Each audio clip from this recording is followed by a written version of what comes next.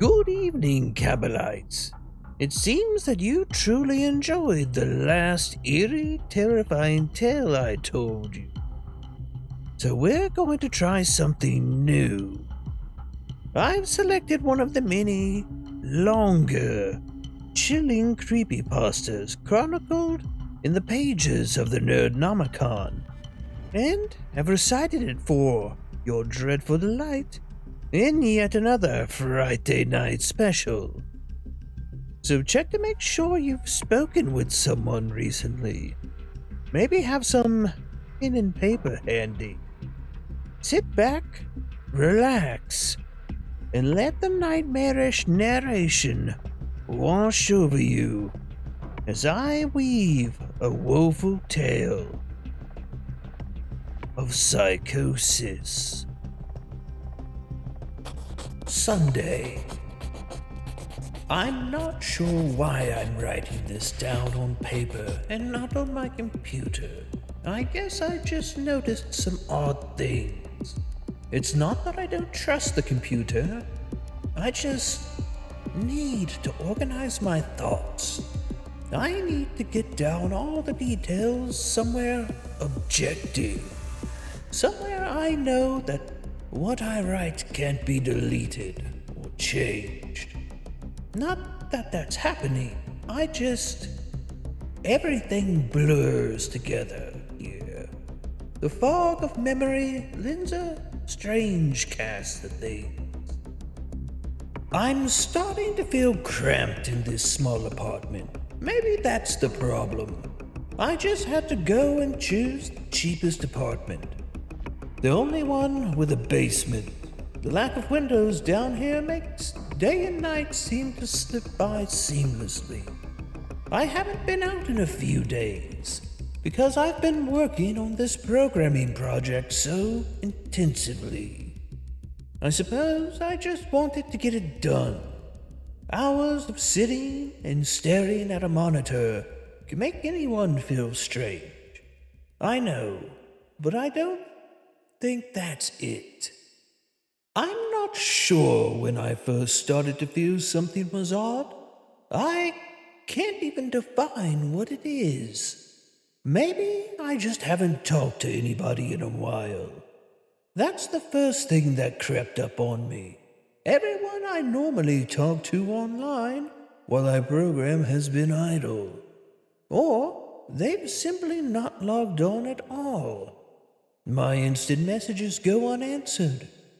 The last email I got from anybody was a friend saying he'd talk to me when he got back from the store. That was yesterday. I'd call with my cell phone, but reception's terrible down here. Yeah, that's it.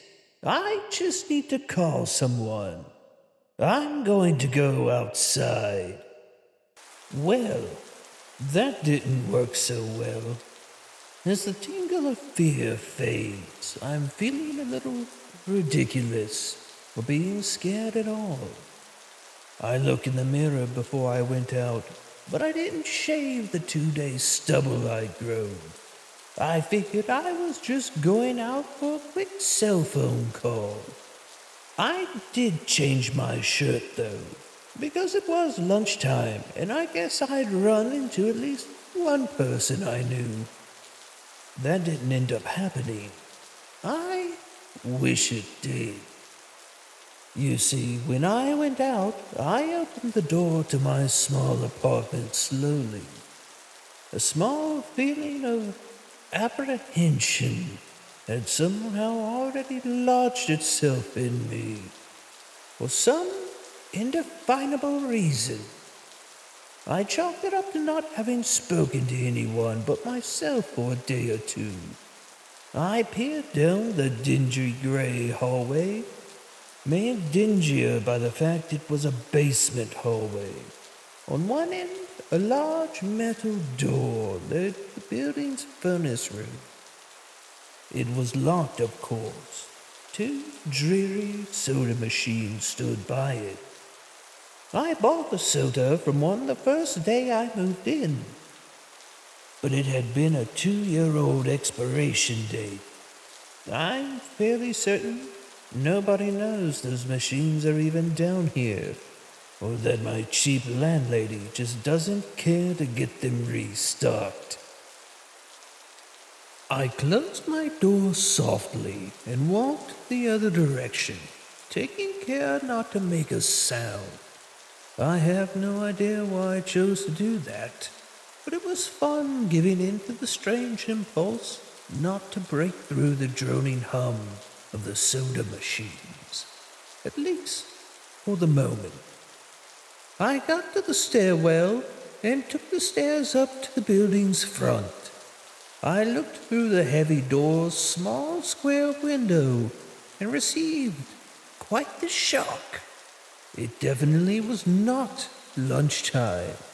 City gloom hung over the dark streets outside, and the traffic lights at the intersection in the distance blinked dim yellow. Clouds, purple and black from the glow of the city, hung overhead. Nothing moved, save the few sidewalk trees that shifted in the wind. I remember shivering, though I wasn't cold. Maybe it was the wind outside.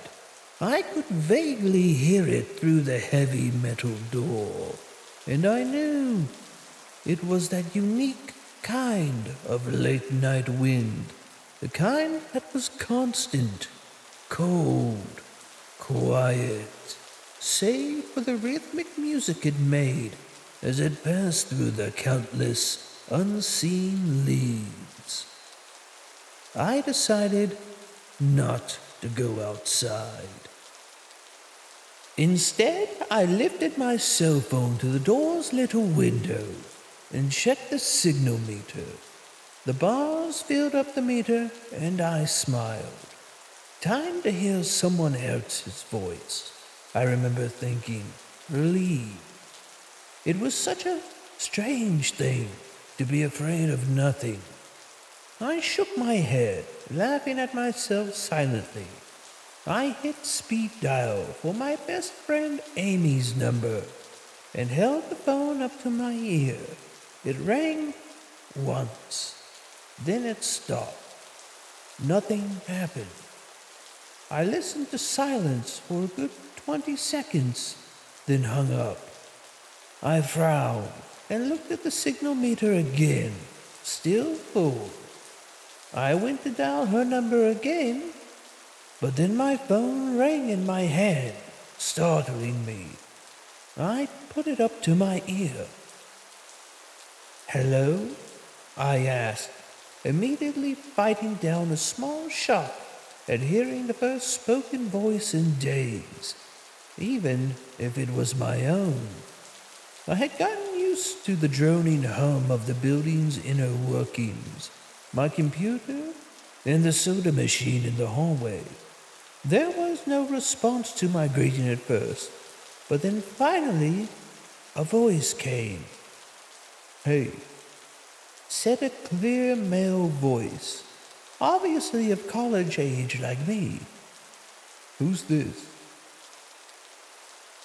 "John," I replied, confused. "Oh, sorry, wrong number," he replied, then hung up.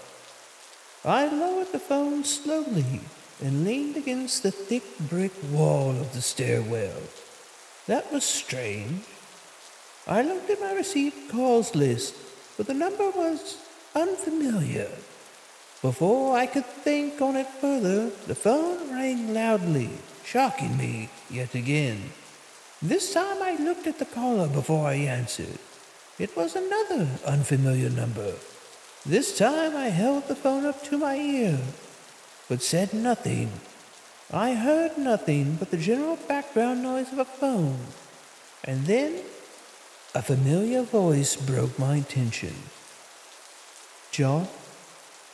was the single word in Amy's voice. I breathed a sigh of relief. "Hey, it's you," I replied. "Who else would it be?" she responded. "Oh, the number. I'm at a party on 7th Street." and my phone died just as you called me. This is someone else's phone, obviously. Oh, okay, I said. Where are you? She asked. My eyes glanced over the drab, whitewashed cylinder block walls and the heavy metal door with its small window. I'm at my building, I sighed, just feeling cooped up. I didn't realize it was so late. You should come here, she said laughingly. Nah, I don't feel like looking for some strange place by myself in the middle of the night, I said, looking out the window at the silent, windy street that secretly scared me, if just a tiny bit. I think I'm just going to keep working, or maybe go to bed. Nonsense, she replied. I can come get you. Your building is close to 7th Street, right? How drunk are you? I asked lightheartedly. You know where I live. Oh, of course, she said abruptly. I guess I can't get there by walking, huh? You could if you wanted to waste half an hour, I told her. Right, she said. Okay, have to go. Good luck with your work. I lowered the phone once more, looking at the numbers flash as the call ended. Then, the droning silence suddenly reasserted itself in my ears. The two strange calls and the eerie street outside just drove home my aloneness in this empty stairwell. Perhaps from having seen too many scary movies, I had the sudden, inexplicable idea that something could look in the door's window and see me. Some sort of horrible entity that hovered at the edge of aloneness, just waiting to creep up on some unsuspecting people that strayed too far from other human beings. I knew the fear was irrational, but nobody else was around, so I jumped down the stairs, ran down the hallway into my room, and closed the door as swiftly as I could, while still staying silent. Like I said, I feel a little ridiculous being scared for nothing. The fear has already faded. Writing this down helps a lot. It makes me realize that nothing is wrong. It filters out half-formed thoughts and fears, leaving only cold, hard facts. It's late. I got a call from another wrong number, and Amy's phone died, so she called me back from another number. Nothing strange is happening. Still, there was something a little off about the conversation. I know it could have just been the alcohol she'd had. Or was it even her that seemed off to me? Or was it? Yes, that was it. I didn't realize it until this moment. Writing these things down. I knew writing things down would help. She said she was at a party, but I only heard silence in the background. Of course, that doesn't really mean anything in particular, as she could have just gone outside to make the call. No, that couldn't be it either. I didn't hear the wind. I need to see if the wind is still blowing. Monday. I forgot to finish writing last night. I'm not sure what I expected to see when I ran up the stairwell and looked out the heavy metal door's window. I'm feeling ridiculous. Last night's fear seems hazy and unreasonable to me now.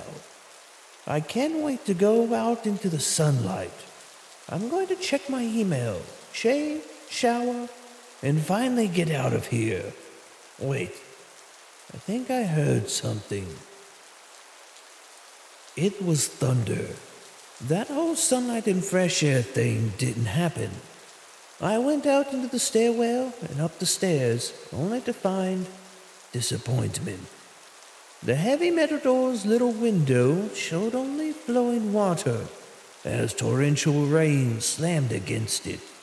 Only a very dim, gloomy light filtered in through the rain, but at least I knew it was daytime, even if it was gray, sickly, wet day. I tried looking out the window and waiting for lightning to illuminate the gloom, but the rain was too heavy, and I couldn't make out anything more than vague, weird shapes moving at odd angles in the waves washing down the window. Disappointed, I turned around, but I didn't want to go back to my room. Instead, I wandered further up the stairs, past the first floor and the second. The stairs ended at the third floor, the highest floor in the building. I looked through the glass that ran up the outer wall of the stairwell, but it was that warped, thick kind that scatters light. Not that there was much to see through the rain to begin with. I opened the stairwell door and wandered down the hallway. The 10 or so thick wooden doors, painted blue long ago, were all closed. I listened as I walked, but it was the middle of the day, so I wasn't surprised that I heard nothing but the rain outside. As I stood there in the dim hallway, listening to the rain, I had the strange, fleeting impression that the doors were standing like silent granite monoliths erected by some ancient, forgotten civilization for some unfathomable guardian purpose. Lightning flashed, and I could have sworn that just for a moment, the old grainy blue wood looked just like rough stone. I laughed at myself for letting my imagination get the best of me. But then it occurred to me that the dim gloom and lighting must have meant there was a window somewhere in the hallway. A vague memory surfaced, and I suddenly recalled that the third floor had an alcove and an inset window halfway down the floor's hallway. Excited to look into the rain and possibly see another human being, I quickly walked over to the alcove, finding the large, thin glass window. Rain washed down it, as with the front door's window, but I could open this one. I reached a hand out to slide it open, but hesitated. I had the strangest feeling that if I opened that window, I would see something absolutely horrifying on the other side. Something's been so odd lately. So I came up with a plan, and I came back here to get what I needed. I don't seriously think anything will come of it, but I'm bored. It's raining, and I'm going stir crazy. I came back to get my webcam. The cord isn't long enough to reach the third floor by any means, so instead, I'm going to hide it between the two soda machines in the dark end of my basement hallway. Run the wire along the wall and under my door, and put black duct tape over the wire to blend it in with the black plastic strip that runs along the base of the hallway's walls. I know this is silly, but I don't have anything better to do. Well, nothing happened. I propped open the hallway to stairwell door, steeled myself, then flung the heavy front door wide open and ran like hell down the stairs to my room and slammed the door. I watched the webcam on my computer intently, seeing the hallway outside my door and most of the stairwell. I'm watching it right now. I don't see anything interesting. I just wish the camera's position was a bit different, so I could at least see the front door. Wait, somebody's online. I got out an older, less functional webcam that I had in my closet to video chat with a friend online. I couldn't really explain to him why I wanted to video chat, but it felt good to see another person's face. We couldn't talk for very long. We didn't talk about anything meaningful, but I felt much better. My strange fear had almost passed. I would feel completely better, but there was something odd about our conversation. I know that I've said everything seemed odd, but still, he was very vague in his responses. I can't recall one specific thing he said. No particular name, or place, or event. But he did ask for my email address to keep in touch. Wait, I just got an email. I'm about to go out. I just got an email from Amy that asked me to meet her for dinner at the place we usually go to. I do love pizza, and I've just been eating random food from my poorly stocked fridge for days, so I can't wait. Again, I feel ridiculous about the odd couple of days I've been having. I should destroy this journal when I get back. Oh, another email. Oh my God, I almost left the email and door open. I almost left the door open. I almost opened the door, but I read the email first. It was from a friend I hadn't heard from in a long time. It was sent to a huge number of emails that must have been every person he had saved in his address list. It had no subject. It said simply, "See with your own eyes. Don't trust them." What the hell is that supposed to mean? The words shocked me, and I keep going over and over them. Is it a desperate email just sent as something happened? The words are obviously cut off without finishing. On any other day, I would have dismissed this as spam from a computer virus or something. But the words, "Seen with your own eyes."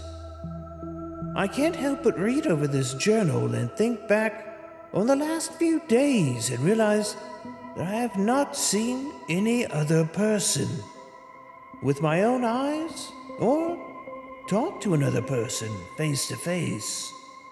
The webcam conversation with my friend was so strange, so vague, so eerie. Now that I think about it, was it eerie? Or is this just fear clouding my memory? My mind toys with the progression of events I've written here, pointing out that I've not been presented with one single fact that I did not specifically give out unsuspectingly. The random wrong number that got my name, and the subsequent strange return call from Amy. The friend that asked me for my email address. I messaged him first when I saw him online, and then I got my first email a few minutes after that conversation. Oh my God. The phone call with Amy. I said over the phone, I said that I was within half an hour's walk of 7th Street. They know I'm near there. What if they're trying to find me? Where is everyone else? Why haven't I seen or heard anyone else in days? No, this is crazy. This is absolutely crazy. I need to calm down. This madness needs to end. I don't know what to think. I ran about my apartment furiously, holding the cell phone up to every corner to see if it got a signal through the heavy walls. Finally, in the tiny bathroom, near one ceiling corner, I got a signal bar. Holding my phone there, I sent a text message to every number on my list. Not wanting to betray anything about my unfounded fears, I simply said, "You seen anyone face to face lately?" At that point, I just wanted anyone to reply back. I didn't care what the reply was, or if I was embarrassing myself. I tried to call someone a few times, but I couldn't get my head up high enough. And if I brought my cell phone down even an inch, it lost signal. Then I remembered the computer, and I rushed over to it, instant messaging everyone online. Most were idle or away from their computer. Nobody responded. My message grew more frantic, and I started telling people where I was and to stop by in person for a host of barely passable reasons. I didn't care what anybody else thought at that point. I just needed to see another person. I also tore apart my apartment looking for something that I might have missed. Some way to contact another human being without opening the door. I know it's crazy. I know it's unfounded. But what if? What if? I just need to be sure. I taped the phone to the ceiling in case. Tuesday. The phone rang. Exhausted from last night's rampage, I must have fallen asleep at some point. I woke up to the phone ringing and ran to the bathroom, stood on the toilet, and flipped open the phone taped to the ceiling. It was Amy.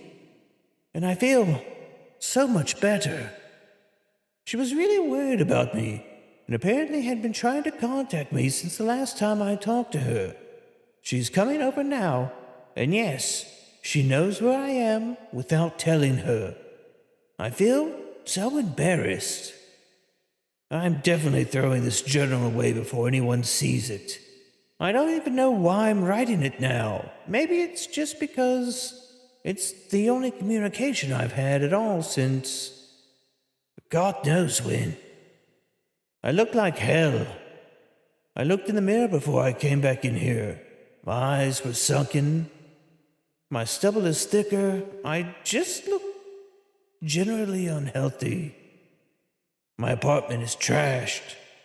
But I'm not going to clean it up. I think I need someone else to see what I've been through. These past few days have not been normal. I am not one to imagine things. I know I've been the victim of extreme probability. I probably missed seeing another person a dozen times. I just happened to go out when it was late at night, or the middle of the day when everyone was gone. Everything's perfectly fine. I know this now. Plus, I found something in the closet last night that has helped me tremendously. A television. I set it up just before I wrote this, and it's on in the background. Television has always been an escape for me, and it reminds me that there's a world beyond these dingy brick walls. Glad Amy's the only one that responded to me after last night's frantic pestering of everyone I could contact. She's been my best friend for years. She doesn't know it, but I count the days that I met her among one of the fewest moments of true happiness in my entire life. I remember that warm summer day fondly. It seems a different reality from this dark, rainy, lonely place. I feel like I spent days sitting in that playground, much too old to play, just talking with her and hanging around, doing nothing at all. I still feel like I can go back to that moment sometimes, and it reminds me that this damn place is not all there is. Finally, a knock on the door. I thought it was odd that I couldn't see her through the camera I hid between the two soda machines. I figured that it was bad positioning, like when I couldn't see out the front door. I should have known. I should have known. After the knock, I yelled through the door jokingly that I had a camera between the soda machines because I was embarrassed myself that I had taken this paranoia so far. After I did that, I saw her image walk over to the camera and look down at it. She smiled and waved. "Hey," she said to the camera brightly, giving it a wry look. "It's weird, I know," I said into the mic attached to the computer. "I've had a weird few days." "Must have," she replied. "Open the door, John." I hesitated. How could I be sure? "Hey, humor me for a second here," I told her through the mic. "Tell me one thing about us. Just prove to me that you're you." She gave the camera a weird look. All right," she said, slowly thinking. "We met randomly at a playground when we were both way too old to be there." I sighed deeply as reality returned and fear faded. God, it'd been so ridiculous. Of course it was Amy. That day wasn't anywhere in the world except in my memory. I'd never even mentioned it to anyone, not out of embarrassment, but out of a strange secret nostalgia and a longing for those days to return. If there was some unknown force at work trying to trick me, as I feared, there's no way they could know about that day. All right, I'll explain everything I told her. Be right there. I ran to my small bathroom and fixed my hair as best as I could. I looked like hell, and she would understand. Snickering at my own unbelievable behavior and the mess I'd made of the place, I walked to the door, put my hand on the doorknob, and gave the mess one last look. So ridiculous, I thought. My eyes traced over the half-eaten food laying on the ground, the overflowing trash bin, the bed I tipped over to the side looking for God knows what. I almost turned to the door and opened it, but my eyes fell on one last thing. The old webcam. The one I used for that eerily vacant chat with my friend. Its silent black sphere lay haphazardly tossed to the side, its lens pointed at the table where the journal lay. An overwhelming terror took me as I realized that if something could see through that camera, it would have seen what I just wrote that day. I asked her for any one thing about us, and she chose the only thing in the world that I thought they, or it, didn't know. But it did. It did know. It could have been watching me the whole time. I didn't open the door. I screamed. I screamed in uncontrollable terror.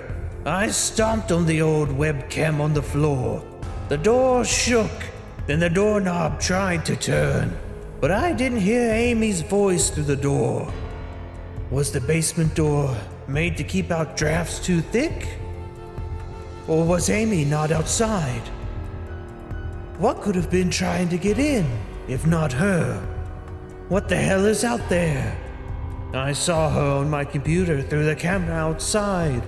I heard her on the speakers through the camera outside. But was it real? How can I know? She's gone now. I screamed. I shouted for help. I piled up everything in my apartment against the front door. Friday. At least, I think it's Friday. I broke every electronic. I smashed my computer to pieces. Every single thing on there could have been accessed by network access, or worse, altered. I'm a programmer, I know. Every little piece of information I gave out since this started. My name, my email, my location. None of it came back from outside until I gave it out. I've been going over and over what could have happened. I've been pacing back and forth, alternating between stark terror and overwhelming disbelief. Sometimes I'm absolutely certain some phantom entity is dead set on the simple goal of getting me outside. Back to the beginning, with the phone call from Amy, she was effectively asking me to open the door and go outside. I keep running through it in my head. The one point of view says I've acted like a madman, and all of this is the extreme convergence of probability. Never going outside at the right times by pure luck. Never seen another person by pure chance. Getting a random nonsense email from some computer virus at just the right time. The other point of view says that extreme convergence of probability is the reason that whatever's out there hasn't gotten me already. I keep thinking, I never opened the window on the 3rd floor. I never opened the front door.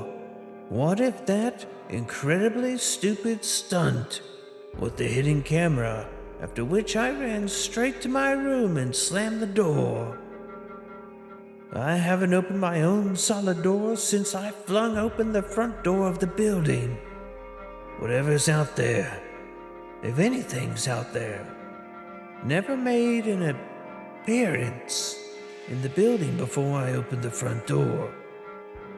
Maybe the reason it wasn't in the building already was that it was elsewhere, getting everyone else, and then it waited until I betrayed my existence by trying to call Amy, a call which didn't work, until it called me and asked me my name. Terror literally overwhelms me every time I try to fit the pieces of this nightmare together. That email, short, cut off. Was it from someone trying to get the word out? Some friendly voice desperately trying to warn me before it came. Seen with my own eyes, don't trust them. Exactly what I've been so suspicious of. It could have masterful control of all things electronic, practicing its insidious deception to trick me into going outside. Why can't it get in? It knocked on the door. It must have some solid presence. The door. The image of those doors in the upper hallway as guardian monoliths flash back to my mind every time I trace this path of thought. If there's some phantom entity trying to get me to go outside, maybe it can't get through the doors. I keep thinking back over all of the books I've read or movies I've seen, trying to generate some explanation for this. Doors have always been such an intense foci of human imagination, always seen as wards or portals of special importance. Or perhaps the door's just too thick. I know that I couldn't bash through any of the doors in this building, let alone the heavy basement ones. Aside from that, the real question is, why does it even want me? If it just wanted to kill me, it could do it in any number of ways, including just waiting until I starve to death. What if it doesn't want to kill me?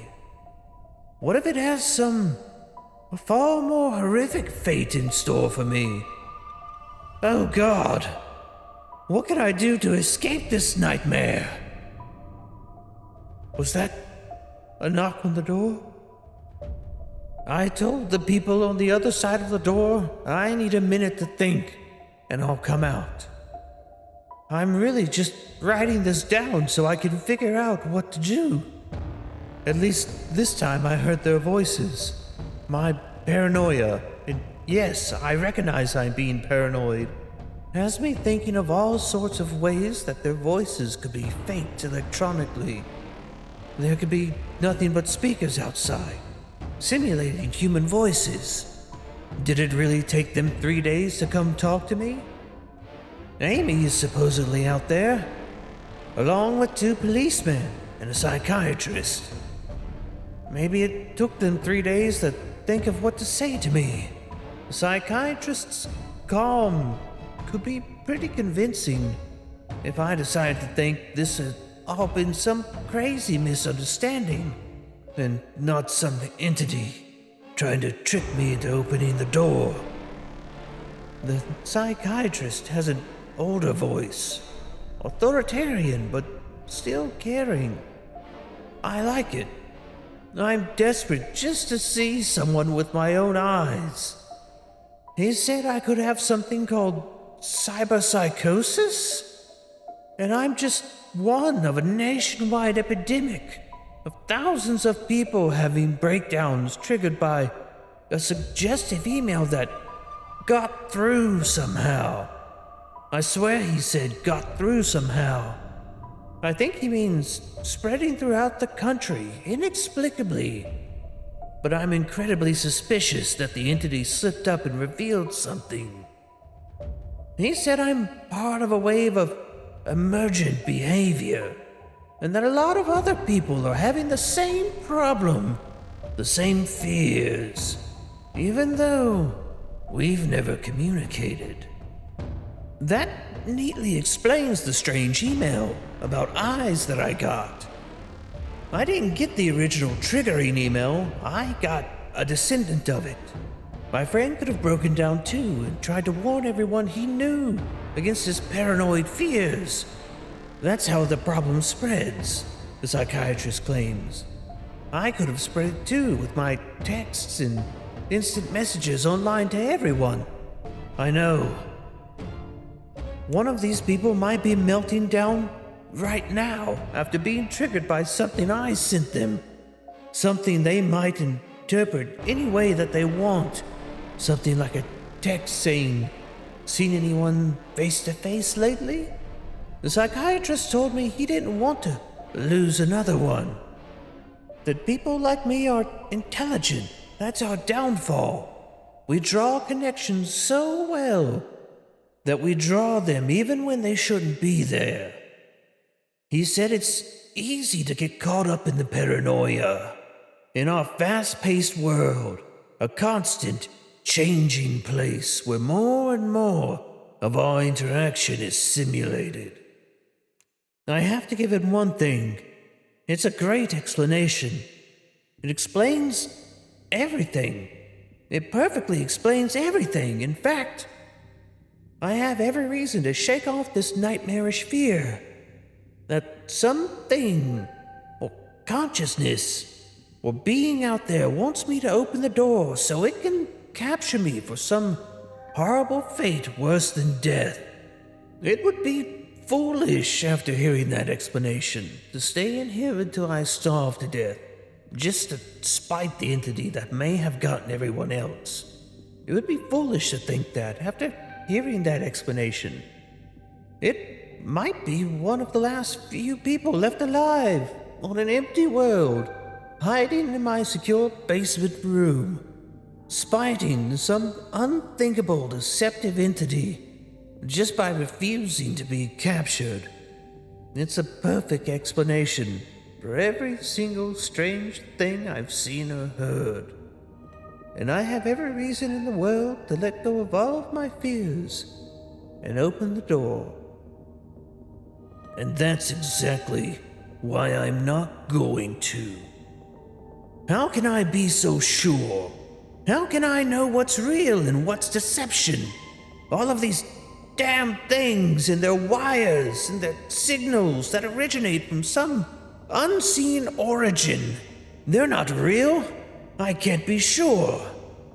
Signals through a camera, faked video, deceptive phone calls, emails, even the television, line broken on the floor.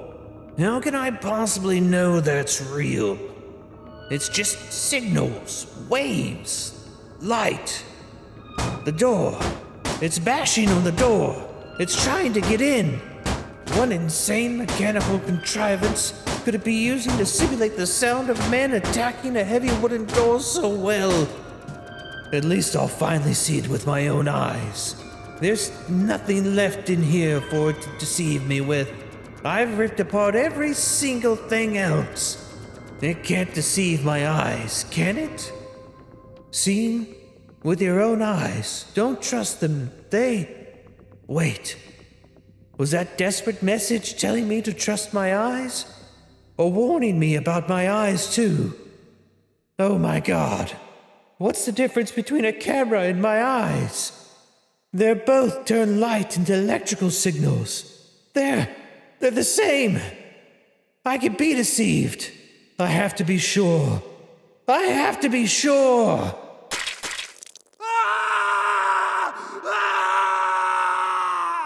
Unknown. I calmly asked for paper to pen, day in, day out, until it finally gave them to me. Not that it matters. What am I going to do? Poke my eyes out? The bandages feel like part of me now. The pain is gone. I figure this will be one of my last chances to write legibly, as without my sight to correct mistakes, my hands will slowly forget the motions involved. This is a sort of self-indulgence, this writing. It's a relic of another time, because I'm certain everyone else left in the world is dead, or something far worse. I sit against the padded wall day in and day out. The entity brings me food and water. It masks itself as a kind nurse, as an unsympathetic doctor. I think it knows that my hearing has sharpened considerably now that I live in darkness. It fakes conversations in the hallways, on the off chance that I might overhear. One of the nurses talks about having a baby soon. One of the doctors lost his wife in a car accident. But none of it matters. None of it's real. None of it gets to me. Not like she does. That's the worst part. The part I almost can't handle. The thing comes to me, masquerading as Amy. Its recreation is perfect. It sounds exactly like Amy. Feels exactly like her. It even reproduces a reasonable facsimile of tears that it makes me feel on its lifelike cheeks. When it first dragged me here, it told me all the things I wanted to hear. It told me that she loved me, that she'd always loved me, that it didn't understand why I did this, that we could still have a life together if only I would stop insisting that I was being deceived. It wanted me to believe. No, it needed me to believe she was real. I almost fell for it. I really did. I doubted myself for the longest time. In the end, though, it was all too perfect, too flawless, too real. The false Amy used to come every day, and then every week, and finally stopped coming altogether. And I don't think the entity will ever give up. I think the waiting game is just another one of its gambits. I will resist it for the rest of my life, if I have to. I don't know what happened to the rest of the world, but I do know that this thing needs me to fall for its deceptions. If it needs that, then maybe, just maybe, I'm a thorn in its agenda. Maybe Amy is still alive out there somewhere, kept alive only by my will to resist the deceiver.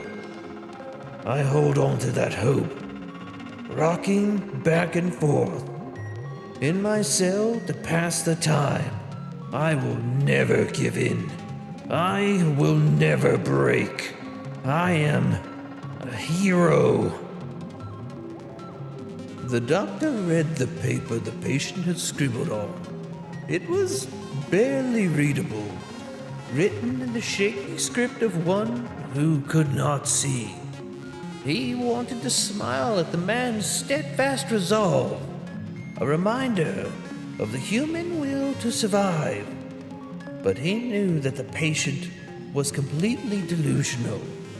After all, a sane man would have fallen for the deception long ago.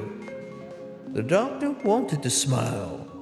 He wanted to whisper words of encouragement to the delusional man. He wanted to scream, but the nerve filaments wrapping around his head and into his eyes made him do otherwise. His body walked into the cell like a puppet and told the patient once more that he was wrong and there was nobody trying to deceive him. Isolation is a terrible fate. No human mind can bear the burden for long before it starts to crack. But is it madness that spawns from the fracturing of mind? Or is it some terrible clarity of what lies beyond the realm of sanity? So I hope you enjoyed that Frightday Night special. It was a rather long one, and if we get a good response, I might do similarly length tales for your listening pleasure. So if you could do me a favor, hit that subscribe button, click that like, and ring that notification bell so you never miss another spooky story from me. That would be dreadfully delightful, and I'd be very appreciative. Also, don't forget, I have a Twitch that you can find a link to in the descriptions below. We'll be going live for the first time in April, and you'll be able to ask me all of the unseemly questions that your dark heart can desire. So, until next time, Cabalites. Have you seen the violet sigh?